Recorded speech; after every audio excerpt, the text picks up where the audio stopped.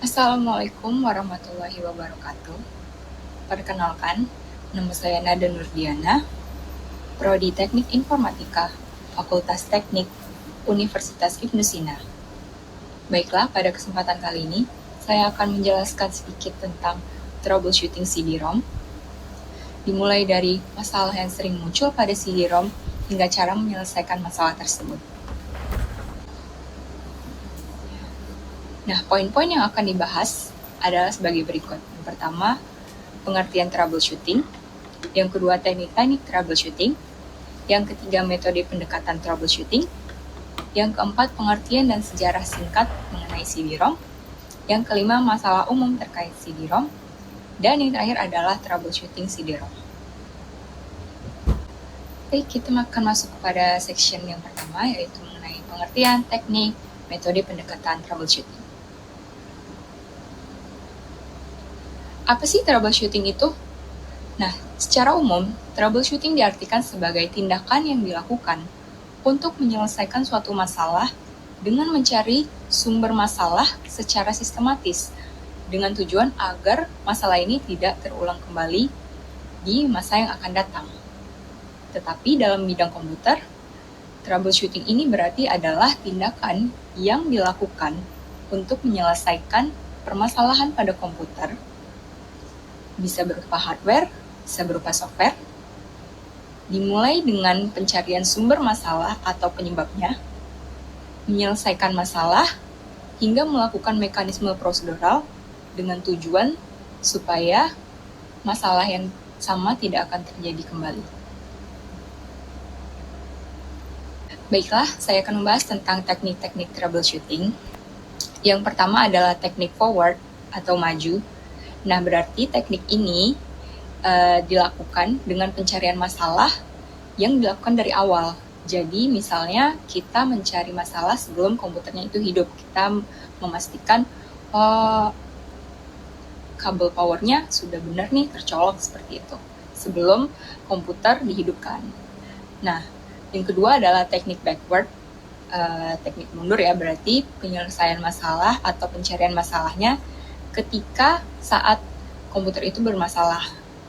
Jadi contohnya ketika kita lagi menggunakan komputer, kemudian ada aplikasi yang crash, nge-hang, ataupun running slow, barulah kita melakukan troubleshooting. Nah, ini dinamakan dengan teknik backward. Baiklah, selanjutnya saya akan membahas tentang metode pendekatan dalam pencarian masalahnya. Ada 3 di sini. Yang pertama adalah top down, dari atas ke bawah. Nah, pencarian masalah dengan top down ini berawal dari layer aplikasi hingga ke bawah itu adalah menuju layer fisik ataupun hardware. Nah, pendekatan ini kurang cocok untuk dilakukan pada troubleshooting hardware. Nah, sebagai contohnya adalah ketika aplikasinya error. Itu kan pasti kita cari dari sisi aplikasinya apa. Kemudian yang kedua adalah pendekatan divide and conquer. Di sini divide and conquer ini berarti memecah dan menaklukkan. Ya. Pengidentifikasian masalah pada layer yang bermasalah saja. Jadi bisa dikatakan bahwa pendekatan ini biasanya dilakukan oleh orang yang sudah berpengalaman ataupun based on experience. Contohnya saat kita menggunakan aplikasi Microsoft Excel, tiba-tiba Microsoft Excel-nya nge-hang atau loading terus nih. Nah, biasanya nanti teknisi akan menganalisa apakah ini masalah dari segi hardware-nya, apakah kurang di RAM-nya atau harus diganti SSD dan segala macamnya seperti itu. Kemudian yang terakhir adalah pendekatan bottom up. Pendekatan bottom up ini adalah pendekatan yang paling cocok untuk troubleshooting hardware karena pencarian masalahnya itu dimulai dari layer bawah, yaitu layer fisik, hingga layer atas atau layer aplikasi. Nah, contohnya adalah ketika kita menekan tombol power pada komputer, tapi komputer tidak hidup. Nah, disinilah pendekatan bottom up bekerja. Baiklah, kita akan masuk section yang selanjutnya. kita akan masuk kepada section membahas tentang CD-ROM. Oke, kita mau tahu dulu pengertian dari CD-ROM itu apa. CD-ROM, kepanjangannya adalah Compact Disc Read Only Memory. Adalah sebuah hardware atau perangkat keras yang ada di sebuah komputer, di mana hardware ini berfungsi untuk membaca data dari CD ataupun DVD. Walaupun sekarang tidak semua laptop itu pasti ada CD-ROM-nya. Jadi gimana cara kerjanya CD-ROM ini untuk membaca si CD gitu? Drive CD-ROM menggunakan sinar laser berdaya rendah untuk membaca data digital atau disebut dengan biner yang telah dikodekan dalam bentuk lubang kecil pada disk optik. Nah, kemudian drive ini memasukkan data ke dalam komputer untuk diproses. Baiklah, saya bahas sedikit tentang sejarah perkembangan dari CD-ROM. Yang pertama, pada tahun 1982 itu pertama kali diperkenalkan untuk reproduksi audio digital. Nah, karena data yang bisa disimpan dalam bentuk digital itu kan bukan hanya audio, tetapi bisa data foto, data video, seperti itu. Kemudian, mulailah berkembang pada tahun 1980-an, mulai digunakan sebagai bentuk CD standar oleh industri komputer, dan mulai dikomersialkan saat kapasitasnya masih 680 MB. Nah, di sini CD itu juga disebut sebagai floppy disk. Kemudian perkembangannya pada tahun 1990-an itu mulai tersedia jenis CDR dan CDRW. Jadi CDR write once, read many. Kalau CDRW write many dan read many. Jadi karena CD standar yang dahulu itu belum bisa di-write, jadi mulai berkembang versinya. Kemudian pada tahun 1995 mulai diperkenalkan adanya DVD dan Blu-ray pada tahun 2002 untuk menangani penyebaran multimedia seperti audio, grafik, maupun video. Nah, hingga saat ini penggunaan CD-ROM itu menurun dimulai dari abad ke-21 karena kapasitas penyimpanan komputer itu semakin lama semakin besar, dan kemudian distribusi file juga semakin mudah di kalangan internet. Baiklah, kita akan membahas tentang permasalahan umum yang sering terjadi pada CD-ROM. Ada 5 permasalahan. Yang pertama adalah salah memasukkan sisi CD ataupun DVD. Yang kedua adalah CD ataupun DVD-nya kotor. Yang ketiga, performa CD-ROM yang kurang baik. Yang keempat, kegagalan komponen CD-ROM. Dan yang terakhir adalah drive tidak bisa membuka ataupun menutup. Baiklah, untuk permasalahan yang pertama, salah memasukkan sisi CD ataupun DVD. Ini sebenarnya adalah kesalahan yang paling kecil kemungkinannya untuk terjadi, tapi tetap ada. Jadi pastikan untuk meletakkan CD ataupun DVD supaya sisi cetakan itu selalu berada di bagian atas. Oke, next adalah CD ataupun DVD itu kotor. Nah, ini juga akan menghambat drive untuk bekerja membaca CD ataupun DVD tersebut. Jadi caranya adalah bersihkan CD dengan cairan khusus bernama dishwasher. Tapi tenang aja, kalau misalnya kalian nggak punya dishwasher, bisa pakai alternatifnya adalah minyak kayu putih.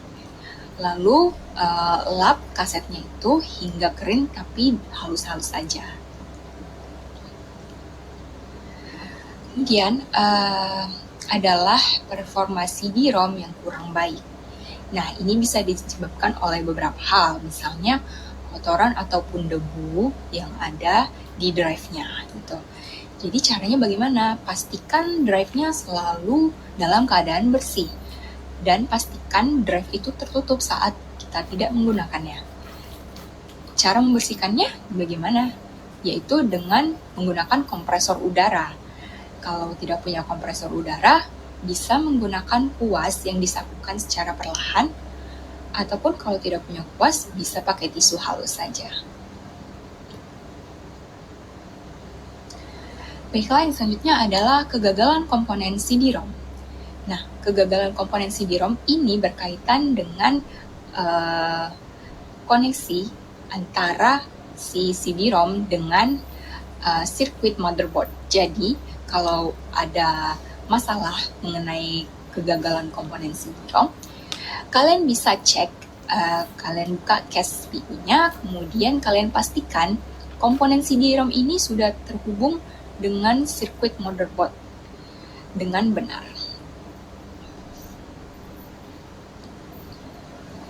Baiklah, yang terakhir adalah drive tidak bisa membuka ataupun menutup.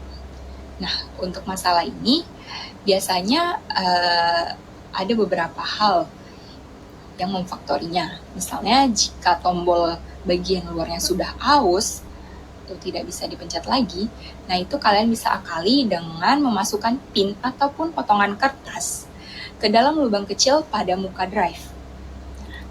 Kemudian kita pastikan tidak ada yang mengganjal tray.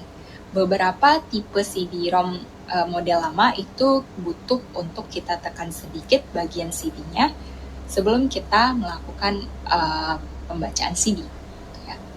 Sebagai langkah antisipasinya adalah pastikan drive selalu tertutup saat tidak digunakan. Seperti yang sudah saya jelaskan, ini akan buat drive menjadi bersih ya, terhindar dari debu ataupun kotoran. Kemudian yang kedua adalah jangan memberi tekanan keras ketika menutup tray driver CD. Jadi pelan-pelan saja. Oke, next, ada nggak sih masalah lain? Ada.